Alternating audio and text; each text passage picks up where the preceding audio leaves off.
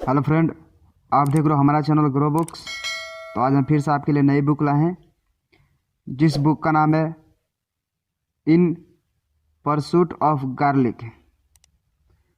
इसका मतलब लहसुन के इस्तेमाल से कौन कौन सी बीमारियां ठीक की जा सकती है।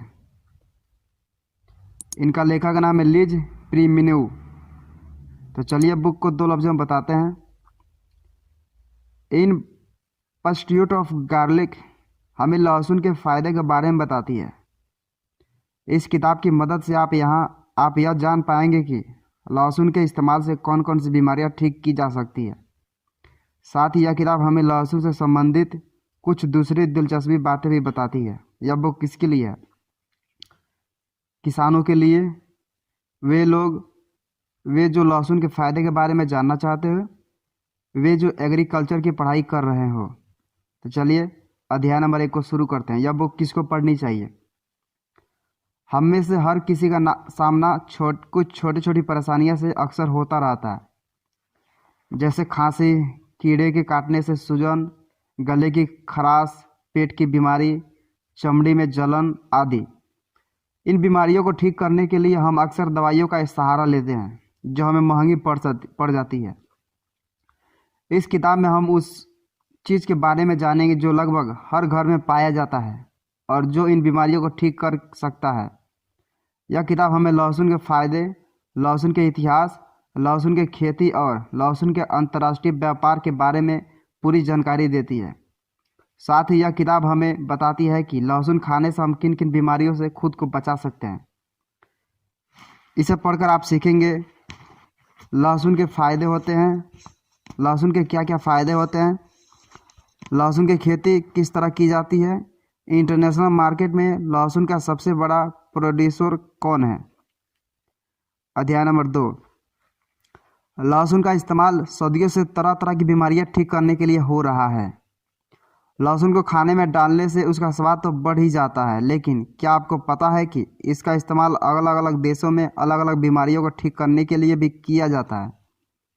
एग्जाम्पल के लिए जिह्वांग बेकाओ को ले लीजिए, जो कि मिग वंश के वक्त लिखी हुई किताब थी। इसमें यह बताया गया है कि लहसुन का इस्तेमाल इन्फेक्शन को ठीक करने के लिए, कीड़ों के काटने से हुई सूजन को ख़त्म करने के लिए, रिगवर्म और डाइसेंट्री जैसी बीमारियों को ठीक करने के लिए किया जा सकता है।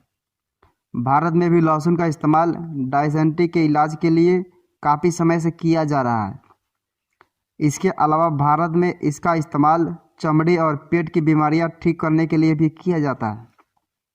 लोग इसे शहद में मिलाकर इसका इस्तेमाल खांसी, बुखार, सूजन को ठीक करने के लिए करते थे।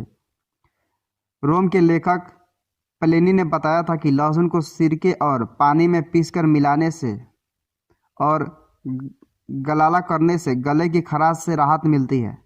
जब इसे तेल में भुना जाता है तो इसे कीड़े के काटने से होने वाली जलन ख़त्म की जा सकती है।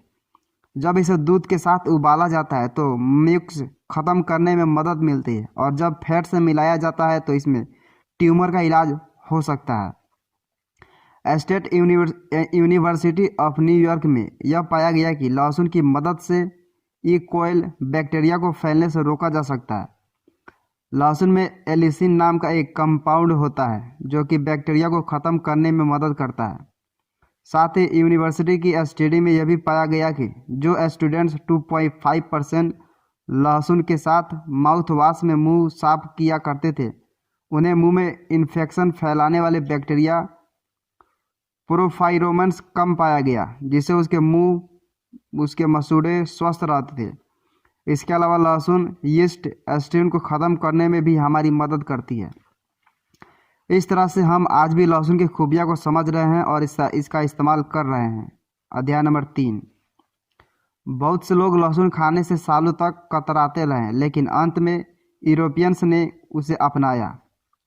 रोम के शाही परिवार के लोग लहसुन नहीं खाते थे क्योंकि उन्हें लगता था कि यह किसानों का खाना है और इसे बीमार लोग खाया करते हैं।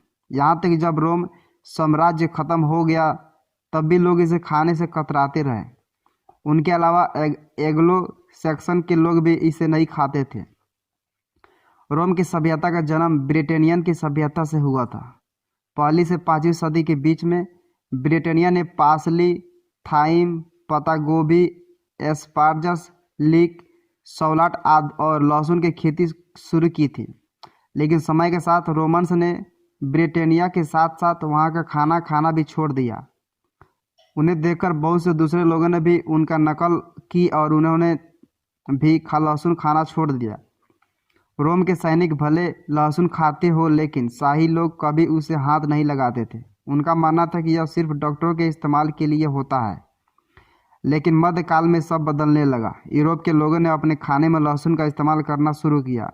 इसकी शुरुआत मॉक्स साधुओं ने की थी। वे उसे पहली से 5वीं सदी तक अपने बगीचे में उगाया करते थे और उसे अपने साथ खाने के साथ खाया करते थे। आखिरकार शाही परिवार के लोगों ने भी लहसुन को अपनाना शुरू किया। जब कैथरीन डी मेडिसी की शादी फ्रांस के राजा हेनरी से हुई तो वे अपने खुद के बावर्चियों को फ्रांस से लेकर आई। वहाँ पर उन बावर्चियों ने लहसुन को खाने में मिलाकर उसे पकाना शुरू किया।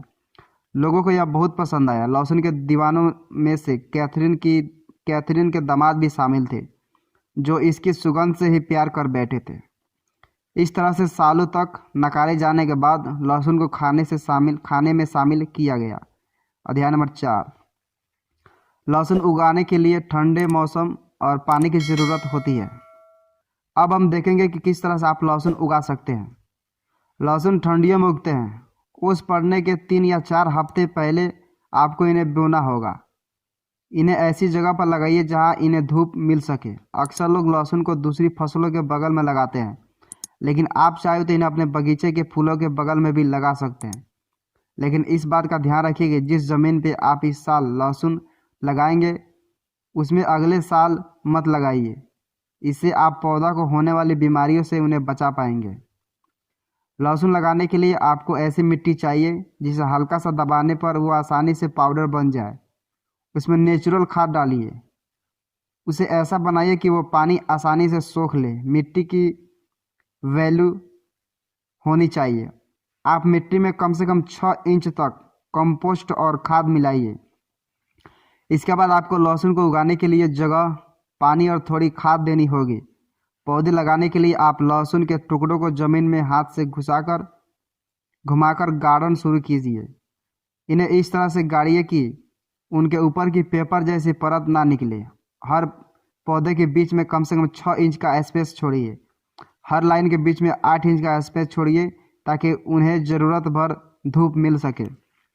साथ ही आप अपने पौधों को हफ्ते में 1 दिन पानी दीजिए। इतना पानी दीजिए कि ज़मीन 2 इंच गहराई तक भीग जाए। खाद मिलाना उतना भी ज़रूरी नहीं है, लेकिन उसे मिला देने से उन्हें उगने में मदद मिलेगी। नाइट्रोजन के खाद लहसुन के लिए फ़ायदेमंद होता है। इतना करने के बाद आप उसे समय समय पर पानी देते रहिए। कुछ महीनों के बाद आपके लहसुन के बल्ब तैयार हो जाएंगे। अध्याय नंबर 5।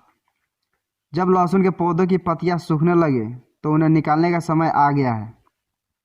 वैसे लहसुन को कब खोदकर निकालना है इसका कोई एक समय नहीं होता, लेकिन बहुत से किसानों का मानना है कि जब लहसुन के आधे पत्ते सूखकर भूरे हो जाए तो उसे खोदकर निकाल लेना चाहिए। बहुत से किसान अंदाजे के हिसाब से अपने लहसुन को बाहर निकालते हैं। जब उसके पत्ते सूखने लगते हैं तो वे हर दिन उस पर निगरानी रखते हैं, और जब उन्हें लगता है कि उनका लहसुन पूरी तरह से तैयार है तो वे उसे निकाल लेते हैं। लहसुन को अगर आप जल्दी निकाल लेंगे तो उसके बल्ब अच्छे से विकसित नहीं हो पाएंगे। अगर आप उसे देर से निकालेंगे तो उसमें बैक्टीरिया लग जाएंगे और वह ख़राब हो जाएगा। इसलिए लहसुन को समय से मिट्टी से बाहर निकालना बहुत ज़रूरी है। लहसुन को निकालते वक्त उसके आसपास की मिट्टी को खोदकर निकाल दीजिए ताकि उसे खींचने में आसानी हो। उसे निकालने के बाद उसके ऊपर की मिट्टी को ब्रश से साफ कर दीजिए। लहसुन को स्टोर करके रखने के लिए आपको उन्हें एक ठंडी जगह पर रखना होगा। लहसुन को धो देने के बाद आप उन्हें किसी डारे पर लटकाकर 1 हफ्ते के लिए सूखने दीजिए। इसके बाद फिर से उन्हें ब्रश से अच्छे से साफ करके उन्हें 1 महीने के लिए लटका कर छोड़ दीजिए। ठंडियों में लहसुन को बचा कर रखने के लिए उन्हें 56 से 59 डिग्री फ़ारेनहाइट के तापमान पर 45% से 50% ह्यूमिडिटी में रखिए। लेकिन उन्हें फ्रिज में रखने की गलती मत कीजिए। क्योंकि इससे उनकी जड़ें उगने लगेगी और उनका स्वाद खराब हो जाएगा। यह सब करने से कुछ समस्या हो सकती है और कुछ समय लग सकता है, लेकिन एक बार जब आप घर में उगे लहसुन खाएंगे तो फिर कभी बाजार से उसे खरीदने नहीं आएंगे। अध्याय नंबर 6। चाइना में सबसे ज़्यादा लहसुन उगाया जाता है और अंतर्राष्ट्रीय लहसुन के मार्केट पर उसका कब्जा है। नॉर्थ अमेरिका के मार्केट में चाइना से इंपोर्ट किया गया लहसुन मिलता है। इस लहसुन की क्वालिटी के साथ साथ कीमत भी बहुत कम होती है। United Nation Food Agriculture Organization की माने तो दुनिया भर का 75% लहसुन चाइना में उगाया जाता है। अमेरिका के किसानों के लिए यह समस्या की बात है। 2000 से 2005 के बीच में अमेरिका लहसुन का इंपोर्ट 3,65,000 पाउंड से बढ़कर 8 करोड़ 60 लाख पाउंड तक पहुंच गया है। कैलिफोर्निया में हर साल इससे 50 लाख पाउंड कम लहसुन उगाया जाता है। कनाडा लहसुन अच्छे से उगा ही नहीं पाता। दुनिया भर के किसानों को चाइना के लहसुन से प्रतियोगिता करनी पड़ती है और इसमें वे अक्सर हार जाया करते हैं। एग्जाम्पल के लिए थाईलैंड को ले लीजिए। उसका लहसुन 60 सेंट में बिका करता था, लेकिन चाइना से प्रतियोगिता की वजह से उसके लहसुन की कीमत घटकर 25 सेंट हो गई है। एशिया के किसानों की हालत और भी बुरी हो चुकी है। वहाँ की सरकारों ने अपने किसानों को बचाने के लिए चाइना के लहसुन पर जमकर टैक्स लगाना शुरू कर दिया। एग्जाम्पल के लिए साउथ कोरिया ने चाइना के लहसुन पर 315% टैक्स लगाया। इस पर चाइना के साउथ कोरिया के मोबाइल फ़ोन्स और दूसरे पॉलीथीन के प्रोडक्ट को बैन कर दिया। 2011 में चाइना 11,000 पाउंड लहसुन इंडिया में स्मगल कर रहा था, लेकिन बिहार की सरकार ने उन्हें पकड़ लिया। इस तरह से चाइना के लहसुन पर एक अधिकारी की वजह से लोगों को बहुत सी समस्याओं का सामना करना पड़ा।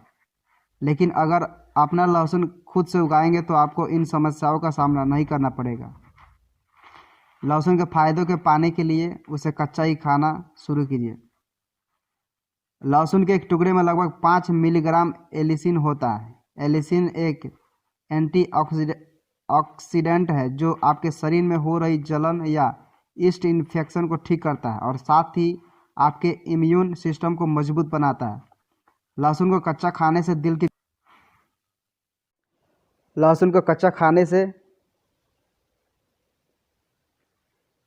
दिल की बीमारी का और तरह तरह के कैंसर और इन्फेक्शन का रिस्क कम हो जाता है। लेकिन अगर आप इसे हल्का सा भी पका देंगे तो इसका जादू ख़त्म हो जाएगा। लेकिन यह ज़रूरी नहीं है कि आप लहसुन को कच्चा ही चबाना शुरू कर दें। दुनिया में बहुत सी ऐसी डिश है जिसके ऊपर कच्चा लहसुन डालकर खा सकते हैं।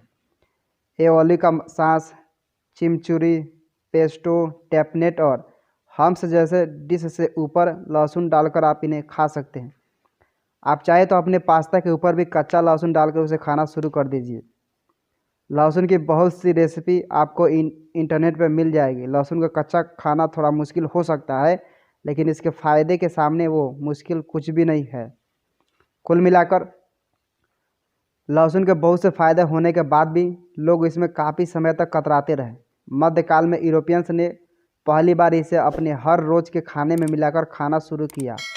आज के वक्त में भी लहसुन के ऊपर बहुत सी स्टडीज़ की जा रही है। लोग इसके फ़ायदे को समझ रहे हैं और इसका इस्तेमाल खाने के साथ साथ अपने हर रोज़ की छोटी मोटी बीमारियों को ठीक करने के लिए भी कर रहे हैं।